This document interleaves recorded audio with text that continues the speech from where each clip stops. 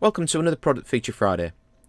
Today I was wondering if you ever find yourself typing in the same chunks of text over and over and over.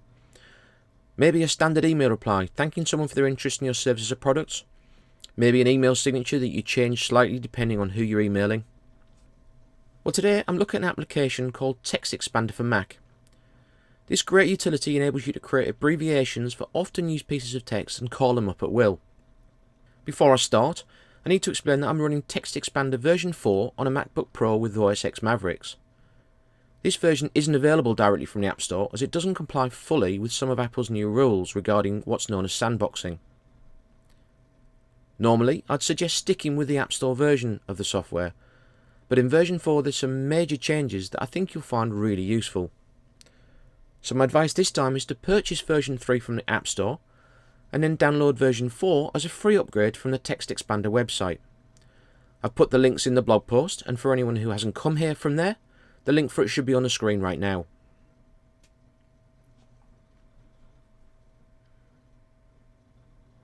In OS X, Apple have got a feature called text substitution in system preferences.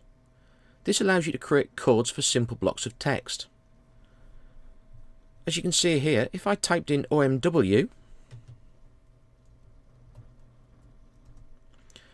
OS X automatically replaces that with "on my way!" exclamation mark. Straight away, it's obvious that when we create this kind of shortcut, we need to be careful not to use codes that are going to crop up in sentences normally, or we could end up not being able to type coherently. At first glance, this is a great feature, but this basic functionality is massively improved using TextExpander from Smile Software. For their software, they've introduced the concept of snippets. Let me show you a couple of things you can do with it. It's very similar to what's natively available in the OS, but it gives you a whole lot more flexibility. I'm going to use TextEdit to show you the text expansion, but just to say that with the operating system shortcuts, it works everywhere. And with TextExpander, you've got the choice of where and how to enable expansion. So let me just enable TextExpander.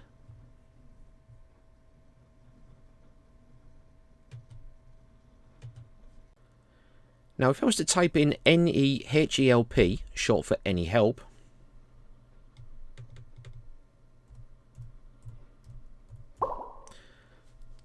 TextExpander expands this immediately with a snippet I've previously created.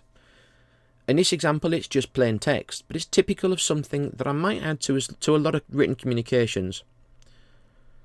Moving to something significantly more advanced, if I clear this and type in QRPY, which is short for quick reply, it expands to what appears to be a form. I've tried to create something here that gives you an example of how powerful TextExpander is, by putting as much information into one snippet as possible. You might or might not have a need for something this complex, but let's just walk through it. First thing you'll notice is the green highlighted areas. These are optional sections that you can turn on or off within the snippet. In this example, I've created a basic reply format for general communications, and I might choose to send this by email or by post. If I was to send it by post, I'd want the recipient details at the top. So I'll leave these turned on and I'll just fill that in. Next, TextExpander is asking for the name of the person I'm replying to. So if I fill that in, the next thing, it gives me a drop down box for what sort of communication I'm replying to. So I can select this and move on to what the subject matter is. Now you'll notice that the date mentioned is 7 days on from today's date, and I'll come back to that later.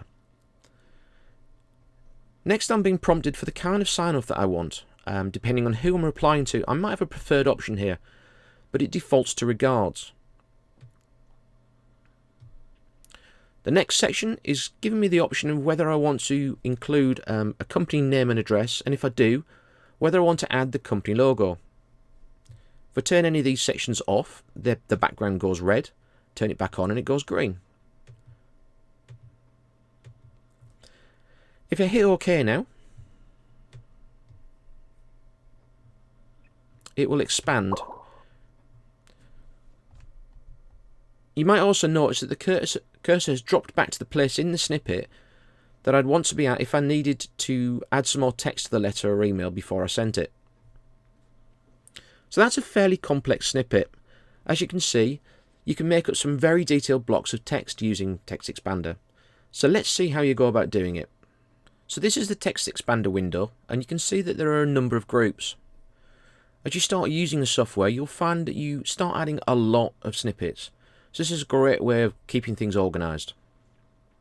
But it also allows a few more things. When I select a group,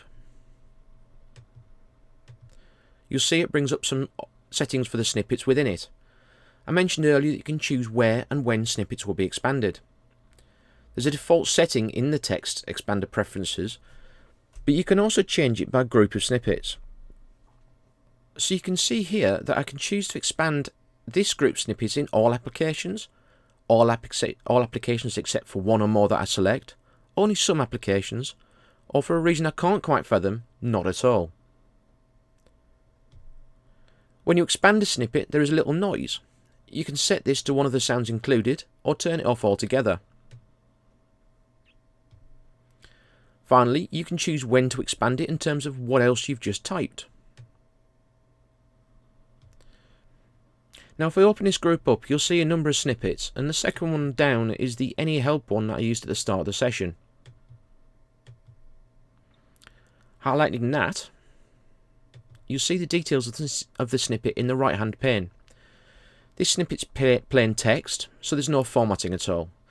The label at the bottom corresponds to what I see in the left as a summary, and the abbreviation is the Any Help that I used to get to this snippet. So that's the simple one. Now let's look at the more complex version.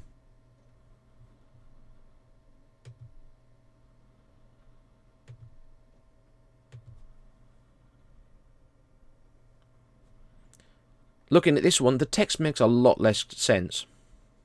What I've got here is some nested snippets along with some special fill-ins. I'm going to go into the create section in a minute to see how we add these. So if I click the new snippet button, you can see that this one is formatted. And we can change that back quite easily.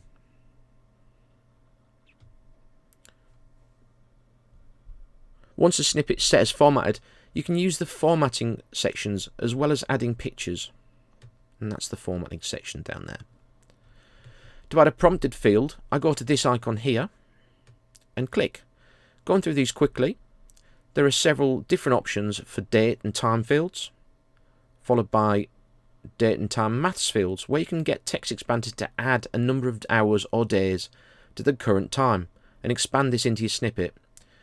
You saw that in the 7 days part of my demo earlier. The next section is to add a previously defined snippet, and this is what I meant by nested snippets. Next, particular keystrokes, and then we get the fill-ins. So I selected the pop-up menu. That's how I defined the by letter, email, phone, etc. section in my example. The single line field was the recipient's name. The multi-line field was the address at the top, and the optional section were the bits that were in green.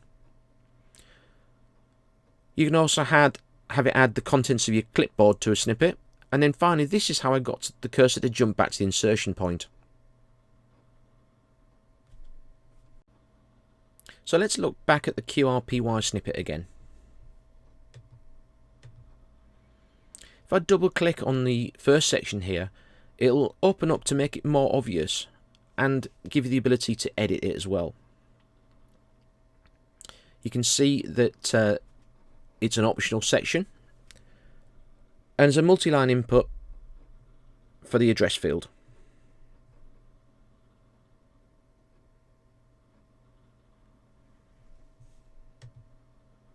Next is a single line input for the name, followed by the pop-up for the type of communication, and then another single line input for the subject matter.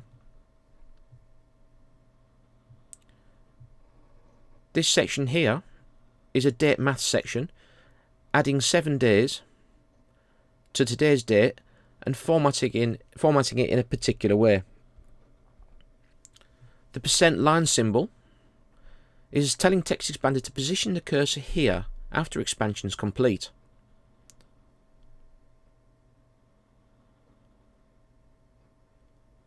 And then finally, we have a nested snippet, which fills in the clause of the email and allows you to choose whether to add an address and logo. So that's a really quick summary of what you can do in the application. I will also say that it comes with a couple of groups that you can add in by choice from the bottom here.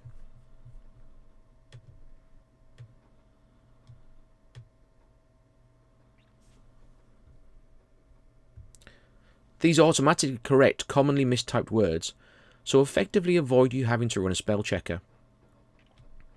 I've also added my own spelling snippet for a particular typing problem I have, where I always seem to miss the apostrophe key and hit semicolon when typing words like can't and don't.